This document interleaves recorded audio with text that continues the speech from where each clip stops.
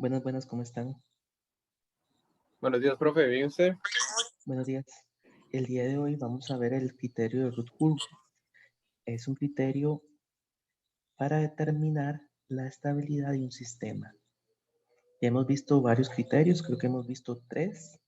Este sería el cuarto, si no me equivoco. Entonces, nosotros ya habíamos hablado acerca de la estabilidad a partir del plano complejo. Pero primero que todo, ¿qué es estabilidad? Bueno, la estabilidad se define formalmente de la siguiente forma. Un sistema es estable si para una entrada acotada tenemos una salida acotada. Eso en el dominio del tiempo. Entonces, si tenemos una señal acotada como entrada, deberíamos tener una señal de salida también acotada. Una señal no acotada se vería de esta forma. Un crecimiento de la señal en el dominio del tiempo sin cota superior y cota inferior.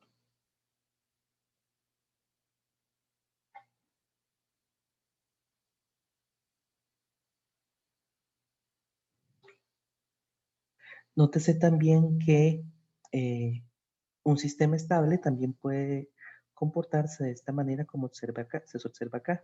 Nótese que tenemos un valor máximo y un valor mínimo en el dominio del tiempo. Por lo tanto, esta señal que tenemos acá en el dominio del tiempo está acotada. Como hay una cota superior y una cota inferior, decimos que el sistema es estable. Este sería un ejemplo de un sistema inestable. Nótese cómo la amplitud de esta onda senoidal crece a través del tiempo. Crece indefinidamente a través del tiempo. Esta es una señal no acotada, por lo tanto se trata de un sistema inestable. ¿Por qué es importante la estabilidad? Bueno, porque los sistemas cuando son inestables tienen salidas que crecen en forma ilimitada. Esto puede causar daño al sistema o a sistemas adyacentes. Incluso puede atentar contra la propiedad y la vida humana. Cuando analizamos estabilidad, también podemos hacerlo desde el punto de vista del plano complejo. En general se dice que un sistema es estable si y solo si los polos en lazos cerrados se encuentran en el semiplano izquierdo. Es decir, si hacemos el plano complejo, donde este es el eje imaginario, este es el eje real, y si todos los polos nos quedan en el semiplano izquierdo, decimos que el sistema es estable.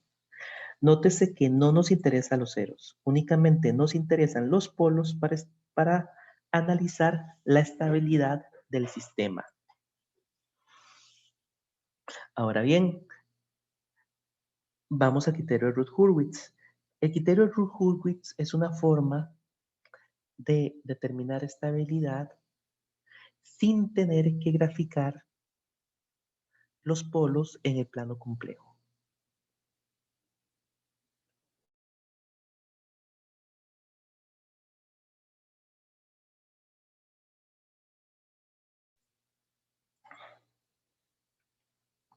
Entonces vamos a poder determinar estabilidad utilizando este algoritmo que se denomina criterio de Routh-Hurwitz.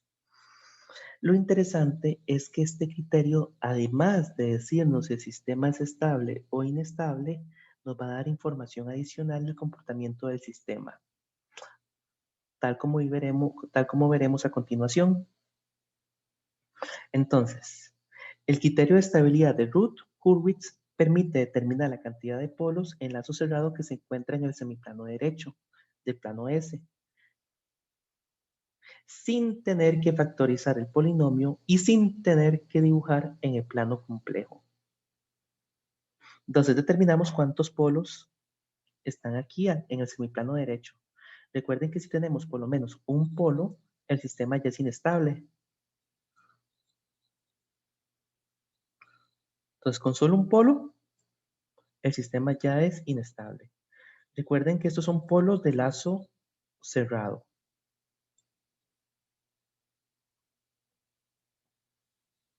Entonces, el paso 1, el criterio Routh-Hurwitz tiene 4 pasos. El paso 1 es escribir el polinomio del denominador, pero de la función de transferencia de lazo cerrado. O lo que es lo mismo, trabajamos con el polinomio característico o ecuación característica. No nos interesan los ceros de la función de transferencia de lazo cerrado, únicamente el denominador de la función de transferencia de lazo cerrado.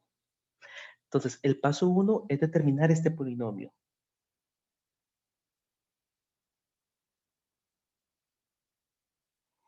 Ahora vamos al paso 2. El paso 2 es muy sencillo, es una inspección para asegurarnos que todos los coeficientes de la ecuación estén presentes y que además tengan signo positivo. Si algún coeficiente es 0 o negativo, el sistema ya es inestable. Veamos 3 ejemplos para que entiendan un poco mejor el paso 2.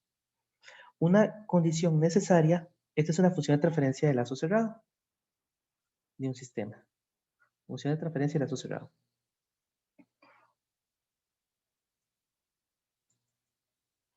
Nótese que este sistema tiene S a la 4, pero ustedes ven aquí algún S a la 3. No, profe, igual que no hay tampoco S a la 2. Correcto.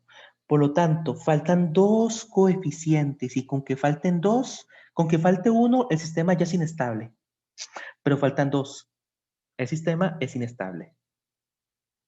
Entonces, una condición necesaria, pero no suficiente para que el sistema sea estable, es que tengamos todos los coeficientes presentes. Como esta función de transferencia de lazo cerrado tiene 2 coeficientes que no están presentes o que son ceros, digamos, podríamos escribir esto de esta forma también, ¿verdad?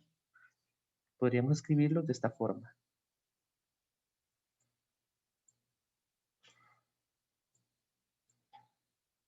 Podríamos poner S a la 3 multiplicado por un 0 acá. Y S a la 3 por 0 es 0. Podríamos escribirlo de esta forma. Entonces, un coeficiente 0. Y tendríamos otro coeficiente que también es 0.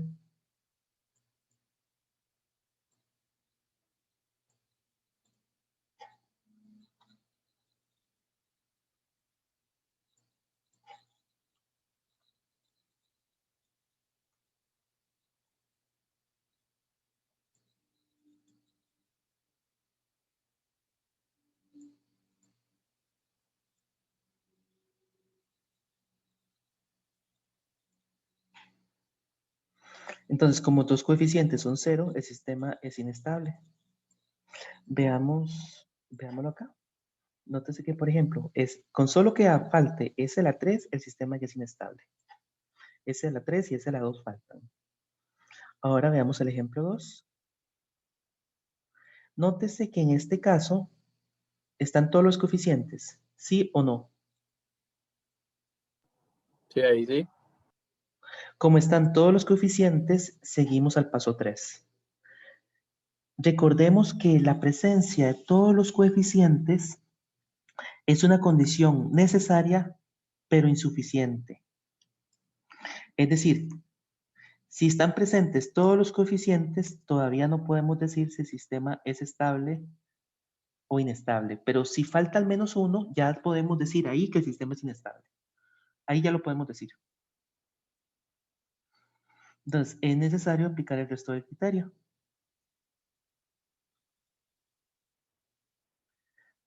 Este es el ejemplo 3. ¿Qué opinan de esta función de transferencia de lazo cerrado?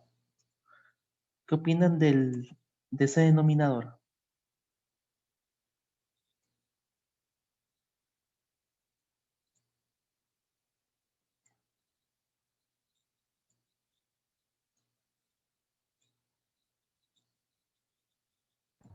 Profe, yo veo que están todos las S bien, o sea, no falta alguna. Correcto, pero había algo más. Decía que los coeficientes de la ecuación estén presentes y que tengan signo positivo.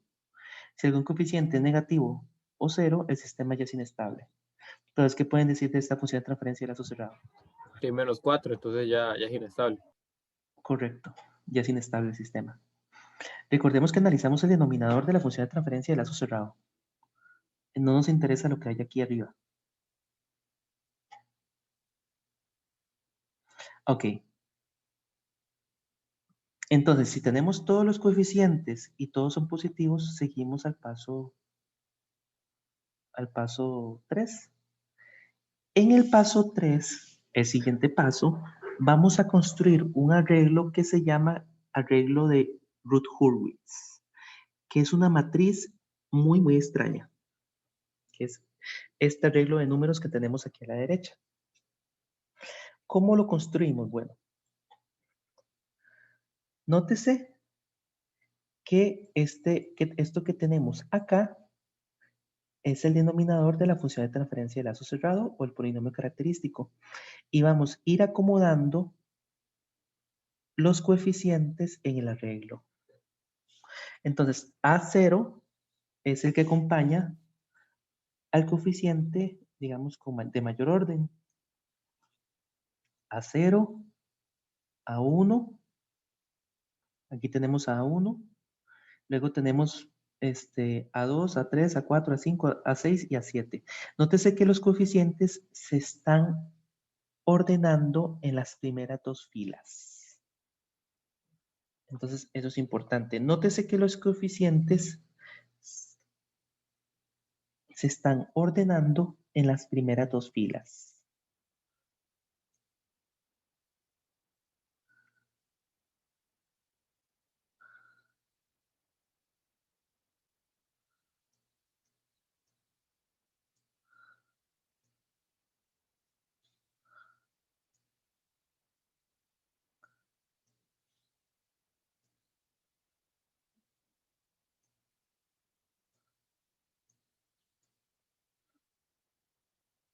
Ahora bien, el resto de las filas las vamos a construir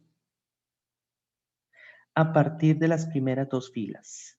Entonces, estas dos primeras filas vienen de los coeficientes y el resto de las filas del arreglo la calculamos a partir de las primeras dos. Entonces, qué interesante es este método.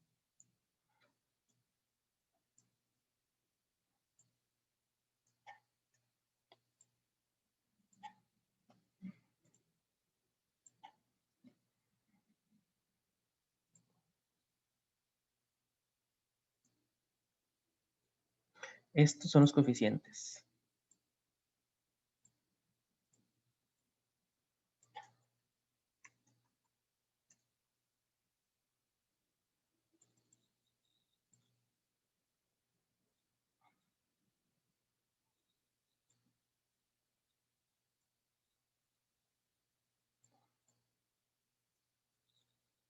Y esto que tenemos acá se calcula a partir de los coeficientes.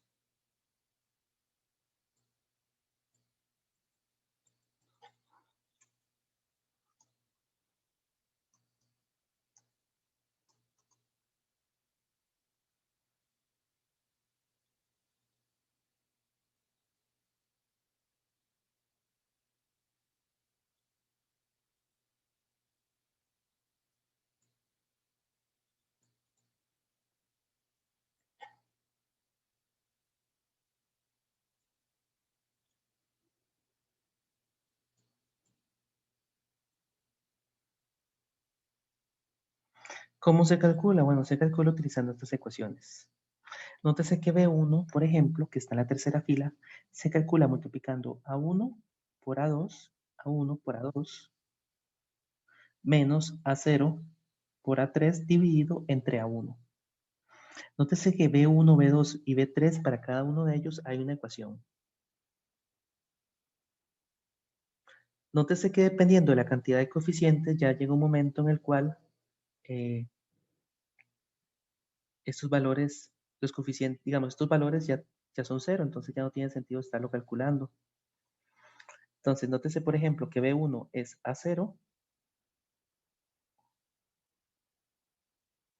B1 es A1 por A2 menos A0 por A3. Vea que B2 es A1 por A4 menos A0 por A5 dividido entre A1. Todos estos de acá se dividen entre A1. Y más o menos así es como se van calculando. Nótese que C1 se calcula de forma similar. B1 por A3 menos A1 por B2 dividido entre B1. Profe, una consulta. Ujú. Ahí dice, es que en la tercera fila dice otra vez B1, no sería B3 más bien. Correcto, que dicha que lo notó. Hay un error aquí. Aquí debería ser B3. Correcto. Vamos a poner aquí una X. Poner aquí. Es cierto. Y vieras que no, ese error siempre lo he venido restando en las diapositivas, pero siempre lo aclaro. Este es B3. Esta parte es formulera. Entonces es sencilla.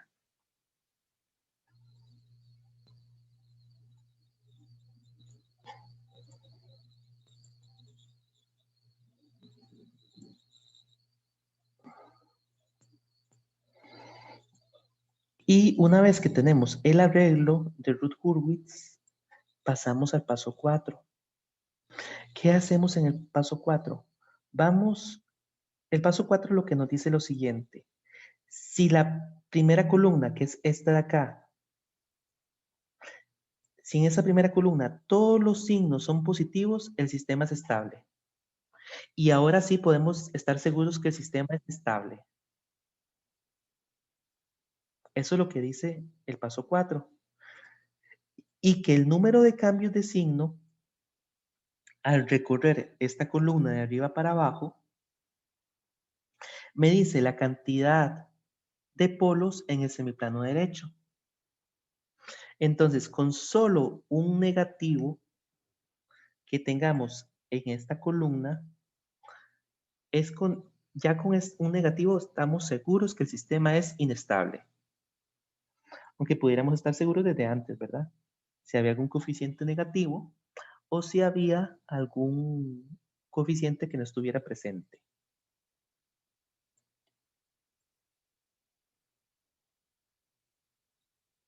Eso es básicamente el paso 4. Ahora veamos un ejemplo.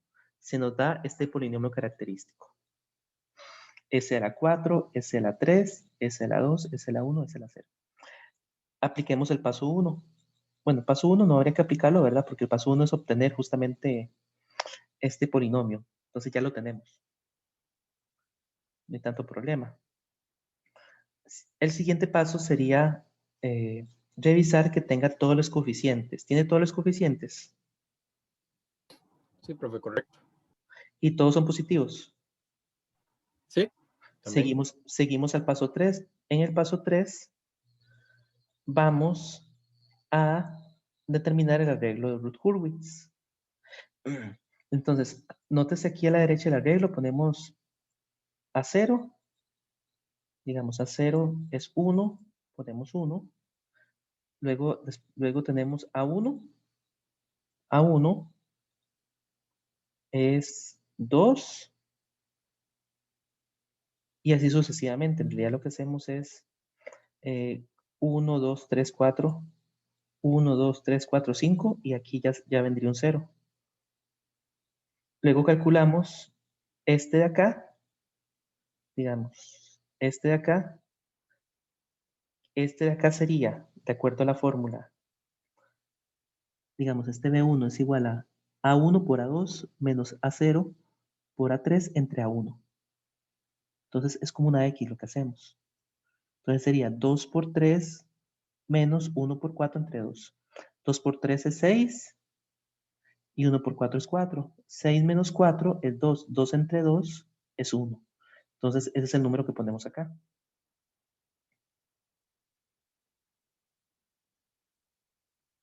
¿Qué es esta fórmula? ¿Es esta la que acabamos de aplicar? No, esta no, la de arriba, B1.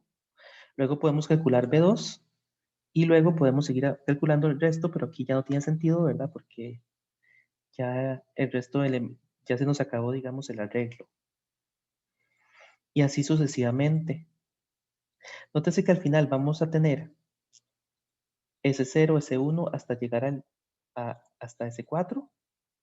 Eso aquí, digamos, en esta columna guía, y aquí tenemos completa la primera columna. Ahora bien, ¿este sistema es estable o inestable a partir del criterio Routh-Hurwitz? Es inestable por el negativo, profe. Porque tenemos un negativo. Ahora bien, veamos cuántos cambios de signos hay al recorrer de arriba para abajo la columna. Aquí no hay cambio de signo, aquí tampoco. Aquí pasa de positivo a negativo. Hay un cambio de signo. Y luego vuelve a cambiar otra vez el signo de negativo a positivo. Por lo tanto, tenemos dos cambios de signo. Y si tenemos dos cambios de signo, tenemos dos polos en el semiplano derecho. El sistema es estable con dos polos en el semiplano derecho. Entonces, como hay dos cambios de signo en los coeficientes de la primera columna, existen dos raíces con partes reales positivas. Entonces, el sistema es inestable porque tenemos dos polos en el semiplano derecho. Es así como se aplica el criterio Routh-Hurwitz. Si buscan, digamos, en internet, aparece explicado de formas diferentes, pero esta es la forma en que yo he visto que es como más efectivo explicarlo.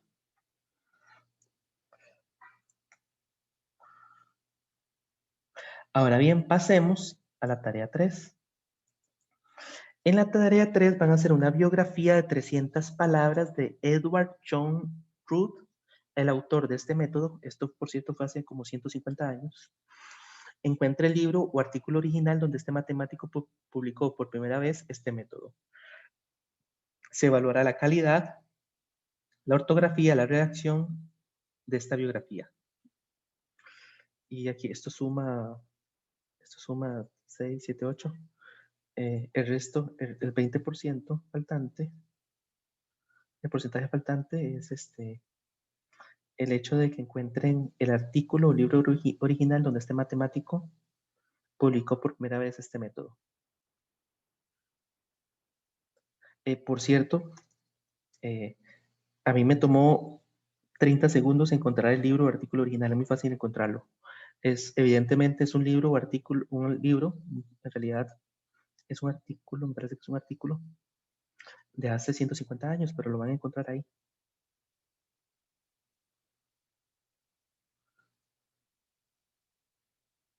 ¿Para cuándo sería, profe? Para la siguiente semana. Ok, listo. Profe, la grabación la sube hoy. Sí, claro. Creo que las grabaciones va a servir bastante porque para poder entender este método. Entonces la grabación es súper importante porque si tienen alguna duda, yo en algún momento la digo, lo evacúo, tal vez lo digo, pero ustedes no lo agarraron en este momento, ¿verdad? Entonces voy a tratar de subir la grabación hoy. Esta sería la clase de hoy. Preparar esta clase me tomó como 5 horas y darla como 25 minutos, pero eso no es así como funciona. Cosas administrativas importantes. Recuerden que el proyecto final les extendí el tiempo una semana. Es importante que el procedimiento aparezca en el proyecto final. Hay gente que no me está poniendo el procedimiento, entonces no estoy viendo dónde está sacando los resultados. Entonces deben poner el procedimiento, tienen una semana más para el proyecto final.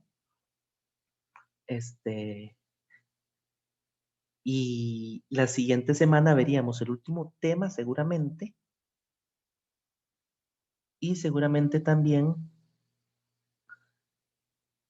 veríamos el examen. Seguramente para que me lo entreguen dentro de 1 o 2 semanas. Si es un examen pesado, les doy 2 semanas, ¿verdad? Si son 6, 7 problemas. Si es un examen más corto de 4 problemas, 1 semana. ¿Verdad? Entonces, la siguiente semana seguramente les estaría dando el segundo examen. Profe, para lo del proyecto, entonces para la otra semana, igual a medianoche. Correcto. Correcto. Han tenido dificultades un Ok, poco con el profe. proyecto, pero eso es normal, que tengan dificultades, ¿verdad? Si no tuvieran dificultades, no estarían aprendiendo. Y es excelente también que logren leer artículos y entenderlos, que no es fácil. Pero parece ser que sí los están entendiendo. Entonces, éxitos en las siguientes evaluaciones. Nos vemos la siguiente semana. La siguiente semana cerraríamos con sintonización de controladores. Y pensaba mañana seguramente tengo consulta a la 1. Entonces, si alguno tiene alguna consulta, puede llegar a la 1. Sin ¿Y cuál sería el enlace, profe? el mismo de siempre, el que siempre Ok. usamos. Entonces, mañana a la 1, consulta y eso sería todo. Este sábado que pasó, tuvimos una sesión de 1 hora de Scilab. Les recomiendo, en el examen van a haber problemas que van a poder resolver, ya sea algunos, ¿verdad?, por Scilab o manualmente. Los métodos manuales son más largos. Entonces, en algunos problemas, no en todos, en algunos problemas yo les puedo indicar que lo hagan manualmente, pero en otros problemas les puedo indicar que lo hagan por Scilab, que lo pueden hacer por Scilab o manualmente. Entonces, vimos cómo hacer algunas cosas el sábado anterior. Voy a subir esta grabación también y eso les podría ayudar en el examen que viene. Ok, profe, listo, estamos hablando entonces. Muchas gracias.